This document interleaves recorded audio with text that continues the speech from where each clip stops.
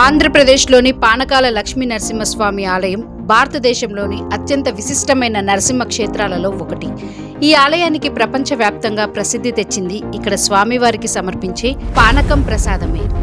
ఈ ఆలయంలో స్వామివారి విగ్రహం పూర్తిగా కనిపించదు. గర్భగుడిలో ఒక పెద్ద నోరు తెరిచి ఉన్నట్లుగా ఉంటుంది. భక్తులు పూజారుల ద్వారా శంఖంలో పోసిన పానకాన్ని స్వామివారి నోటిలో సమర్పిస్తారు. అందులో ఆశ్చర్యకరమైన విషయం ఏంటంటే, ఎంత పానకం తీసుకెళ్లినా స్వామివారు కేవలం సగం వరకు మాత్రమే స్వీకరిస్తారని భక్తుల విశ్వాసం.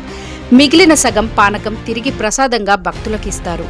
పానకం లోపలికి పోయే సమయంలో గలగల అనే శబ్దం వినిపిస్తుందని చెప్తారు. అంత పెద్ద మొత్తంలో పానకం సమర్పించిన గర్భగుడి చుట్టూ ఎక్కడా అది బయటకు కారిన ఆనవాళ్లు కనిపించవు. ఈ రహస్యంపై అనేక పరిశోధనలు ఆసక్తి చూపారు. వారి అభిప్రాయాల ప్రకారం విగ్రహం లోపల సహజమైన రంధ్రాలు లేదా ఖాళీ మార్గాలు ఉండవచ్చు అని అంటారు. పానకం కొంత భాగం ఆ అంతర్గత నిర్మాణంలోకి వెళ్లి ఉండవచ్చని, శబ్దం, గాలి ప్రవాహం లేదా ద్రవం ప్రవహించడం వల్ల ఏర్పడవచ్చని కొందరు భావిస్తారు. అయితే ఇప్పటి వరకు ఈ ప్రక్రియకు సంబంధించిన పూర్తి శాస్త్రీయ వివరణ అందుబాటులో లేదు. అందుకే ఇది భక్తుల దృష్టిలో ఇప్పటికీ ఒక దివ్య రహస్యంగానే ఉంది. పానకం బెల్లంతో తయారవుతుంది. సాధారణంగా బెల్లం ఉంటే చీమలు, ఈగలు చేరుతాయి. కానీ గర్భగుడిలో పెద్ద ఎత్తున పానకం సమర్పించిన చీమలు ఎక్కడా కనిపించకపోవడం భక్తులను ఆశ్చర్యానికి కనిపిస్తుంది. దీనిని భక్తులు స్వామివారి మహిమగా భావిస్తారు.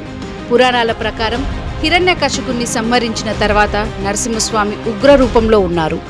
దేవతలు ఆయన కోపాన్ని శాంతింపచేయడానికి తీపి పానకాన్ని సమర్పించారని చెప్తారు. అప్పటి నుంచి ఈ క్షేత్రంలో పానకం ప్రధాన నైవేద్యంగా కొనసాగుతుంది.